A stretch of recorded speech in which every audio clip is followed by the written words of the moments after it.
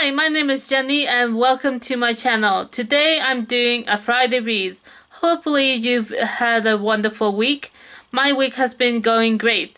It was Lunar New Year last Friday and I have been enjoying some good treats, even though it's been kind of lonely without being able to see a lot of my friends and family.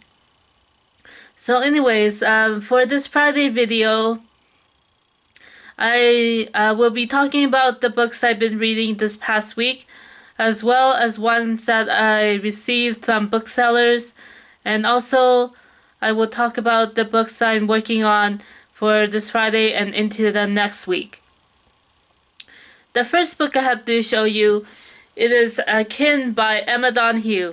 I finished this on Monday, and it's now Thursday that I'm filming this video. So I finished this in time for a book club meeting that I had, that I am part of in my neighborhood.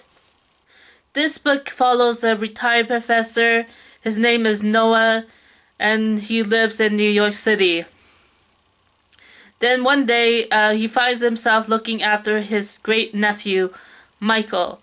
And so they end up going on a trip together to the French Riviera, where Noah is in search of the secrets from his mother's past from World War II. So I enjoyed reading this book. It was fairly easygoing, and is a lot lighter novel than in comparison to the other books that I have been reading recently.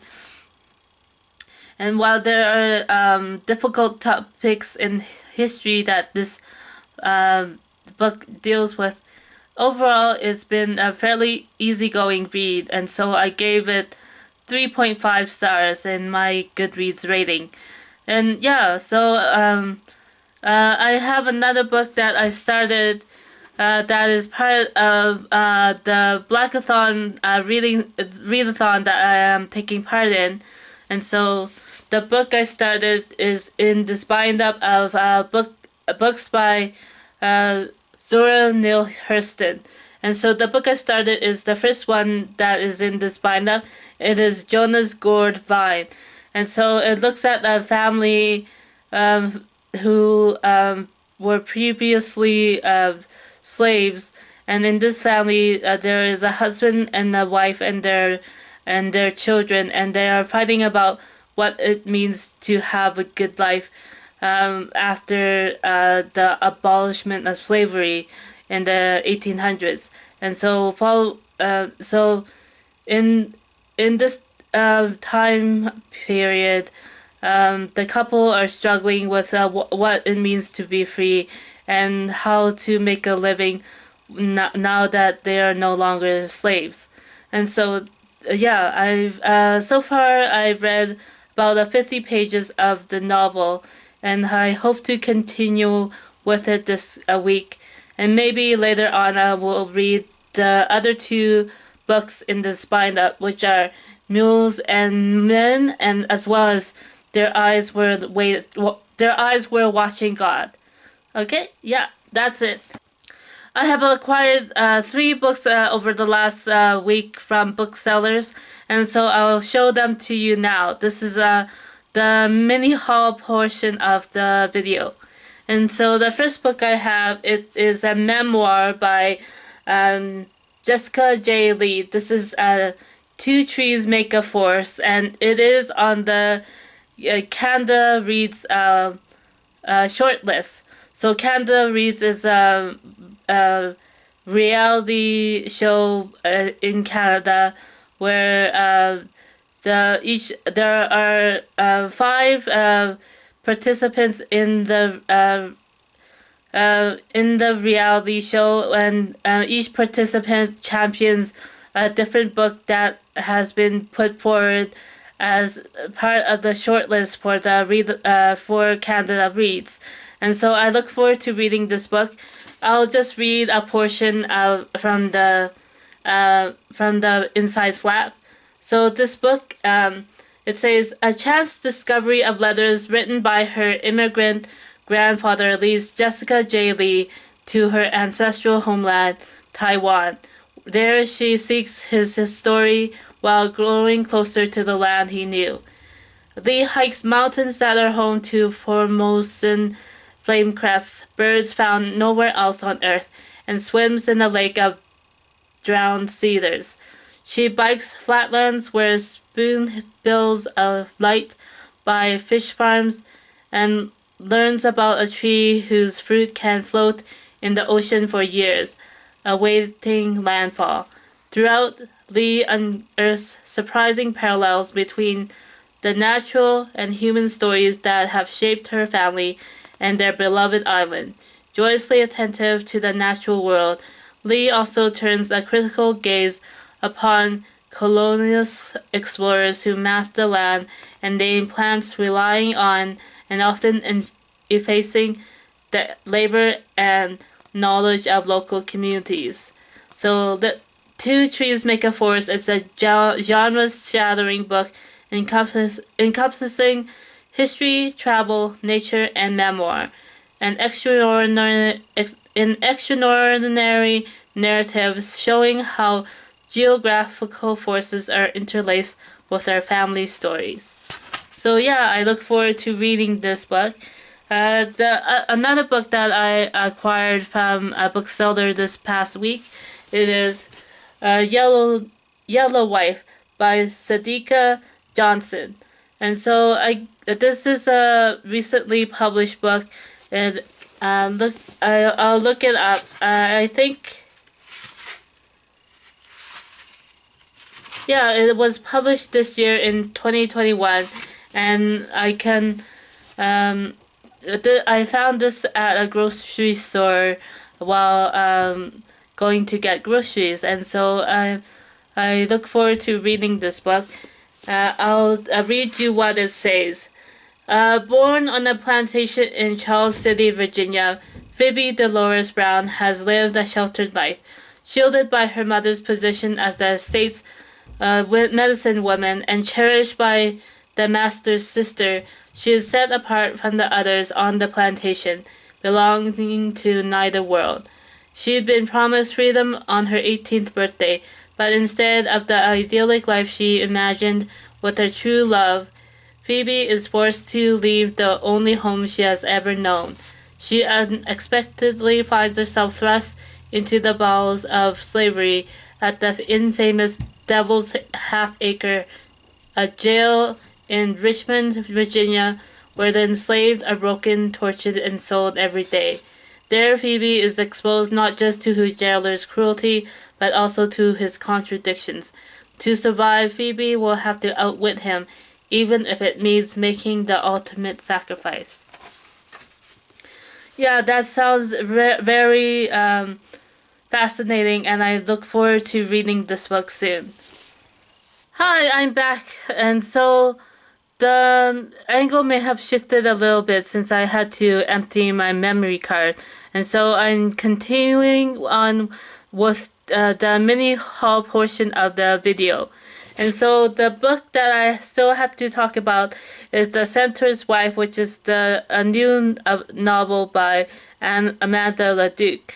And so this was released on February 16th, and so I look forward to reading this soon. And I acquired this from a local bookstore, and so hopefully you'll be able to get one for yourself as well. And so I'll just read the inside flap of the book to let you know more about what this is all about. So it says, Heather is sleeping peacefully after the birth of her twin daughters when an explosion jolts her awake.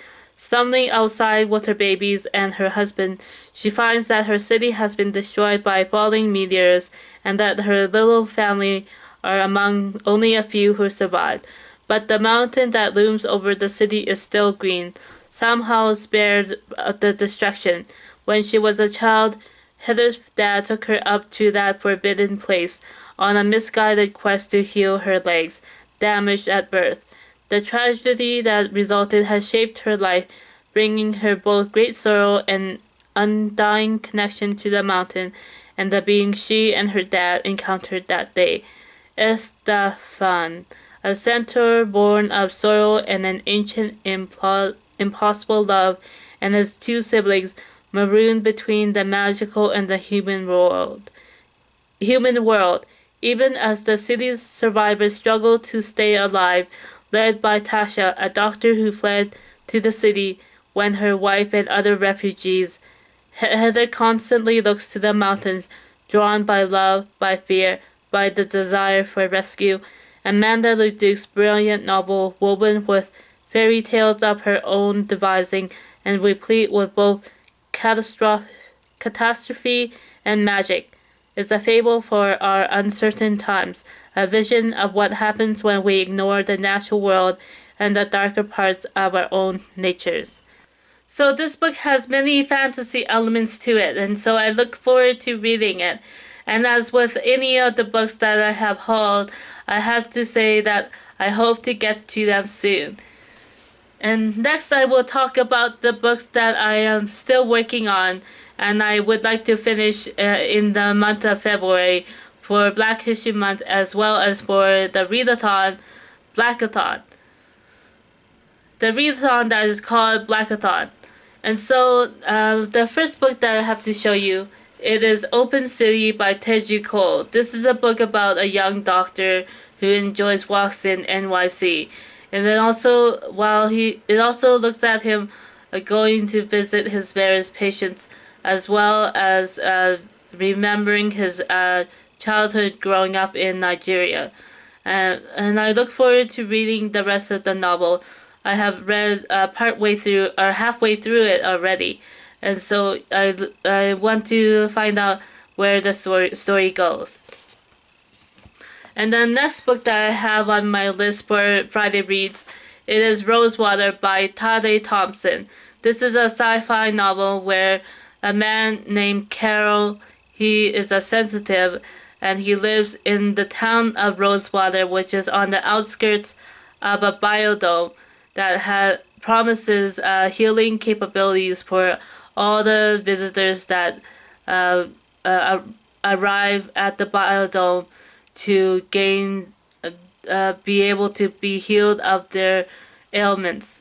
And so I'll be able to be finished with this soon. I am enjoying it so far, and I do read sci-fi occasionally, and I would like to read more of it. Yeah. And finally, I have one more book to show you. This is Silent by Andre Alexis. And so this is by a Black Canadian author. This book is one of his many books that have metaphysical or spiritual element to them.